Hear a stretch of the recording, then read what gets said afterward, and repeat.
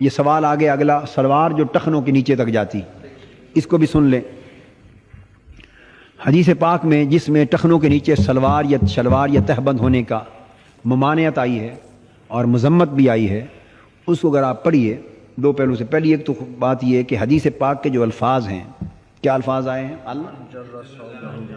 خیلا کے الفاظ آئے ہیں۔ بتانا یہ چاہتا ہوں، تہبند یا شلوار کو ٹخنوں کے نیچے جو لٹکانا نیچے، اس کے ساتھ حالت اس کی کیا؟ الخیلا۔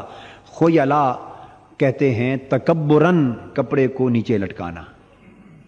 تو حدیث پاک کی نص نے مفہوم متعین کر دیا کہ جو شلوار اور صرف یہ بھی دیکھ لیں کہ صرف شلوار سے متعلق اور پاجامے سے نہیں، بلکہ چادر ہے وہ لٹکے، حتیٰ کہ چادر کی وہ ڈب نہیں ہوتے، کیا کہتے ہیں آپ جو اوپر، وہ بھی نیچے لٹکے، جبہ نیچے لٹکے، کوئی لباس صرف شلوار سے بھی متعلق نہیں، شلوار اور تہبند سے متعلق نہیں، کوئی لباس جو نیچے لٹکے تکبرن لٹکایا جائے، اس کو حضور صلی اللہ علیہ وسلم نے حرام فرمایا، اور ساری مذمتیں اور شناعتیں اس بنیاد پر آئیں۔ تو جب ایک حدیث میں اس عمل کے ساتھ خاص کر دیا گیا، سبب اس کا بیان کر دیا گیا، سبب حرمت خیلا، تو مفہوم متعین ہو گیا نا۔ جیسے قرآن حدیث میں آپ ہر جگہ دیکھتے ہیں کہ ایک مقام کو لے کر فرمایا قرآن مجید میں کہ حرمت علیکم المیتۃ والدم ولحم الخنزیر وما اہل بہ لغیر اللہ، حرام کر دیا گیا تمہارے اوپر خنزیر اور خون۔ آپ مطلق مقید اور عام خاص کی ویسے پڑھتے ہوئے ساری چیزیں پڑھتے ہیں نا۔ تو جب یہاں دم آیا اور دوسرے مقام پر دمن مسفوحہ آ گیا، خون کون سا؟ بہنے والا۔ تو اب ایک مقام پر دم مسفوح آ گیا، اب جن مقامات پر صرف دم آئے گا اس سے مراد غیر مسفوح دم بلکہ دم مسفوح مراد لیا جائے۔ ایک مقام پر وضاحت جو آ گئی، اس لیے تلی ہمارے ہاں اناف کے ہاں حلال قرار دی گئی کیونکہ دم مسفوح نہیں ہے، اسی دلیل پر قرار دی گئی۔ تو جب ایک مقام پر اس حرمت کا سبب الخیلا متعین ہو گیا، تو اب جتنے مقامات پر بھی شناعت آئے گی اس میں وہ اس کتابیں رہے گی۔ تو اس وقت وجہ کیا تھی حرمت کی، وہ بھی سن لیں۔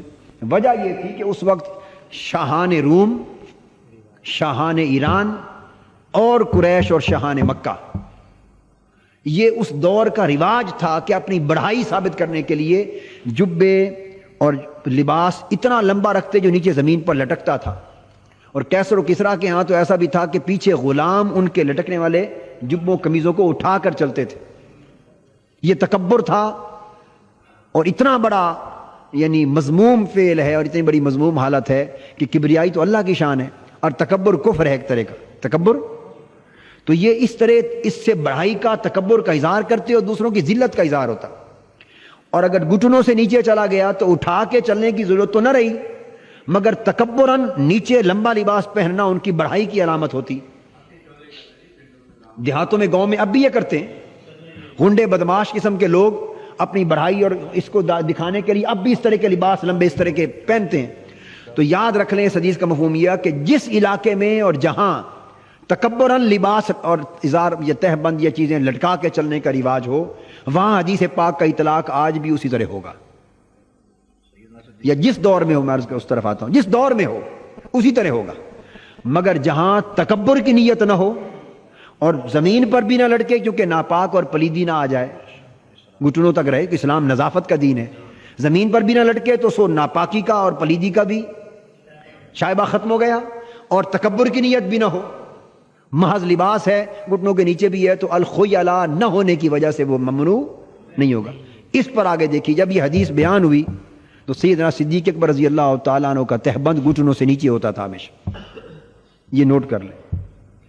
اور اس کو شیخ عبداللہ محدث دہلوی رحمۃ اللہ علیہ نے غالباً ما ثابت بالسنہ میں اس کے اوپر بحث کی ہے، اور بخاری شریف کتابوں میں آئی ہے، حدیث میں بخاری شریف میں ہے۔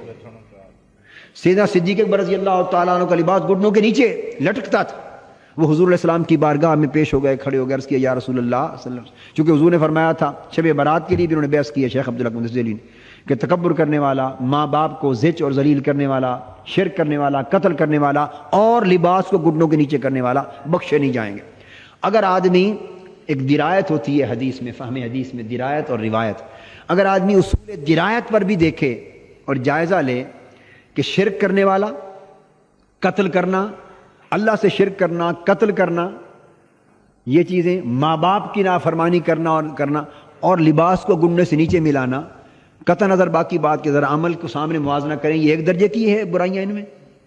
گھٹنوں کے نیچے تہبند کا ہونا، حدیث پاک اگر آپ کے سامنے نہ ہو، صرف عمل سامنے ہو، تو گھٹنوں سے نیچے تہبند لٹکے، اور ایک طرف قتل، ایک طرف شرک، ایک طرف ماں باپ کو نافرمانی کرنا اور ان کو اذیت دینا، یہ 4 عمل برابر پڑے ہوں تو آپ ان کو برابر درجہ دیں گے؟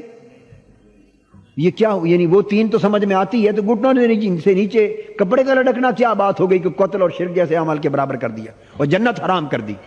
تو صاف ظاہر ہے اس حرمت میں کوئی ایسا سبب ہوگا نا کہ جو حرمت جنت کے باعث ہو، اتنا شنی اور کبھی ہو، اتنا مذموم ہو کہ جس پر جنت حرام ہو جائے اور شب برات بھی مغفرت نہ ہو جس کی، جب تک وہ تائب نہ ہو اس سے، اور جو قتل اور شرک جیسی برائی اپنے اندر رکھتا ہو، ایسا کوئی عمل ہوگا نا، تو ظاہراً حیات قضائیہ میں تو یہ کوئی عمل اس طرح گھٹنوں سے نیچے لٹکنا اتنا تو برا معلوم نہیں ہوتا۔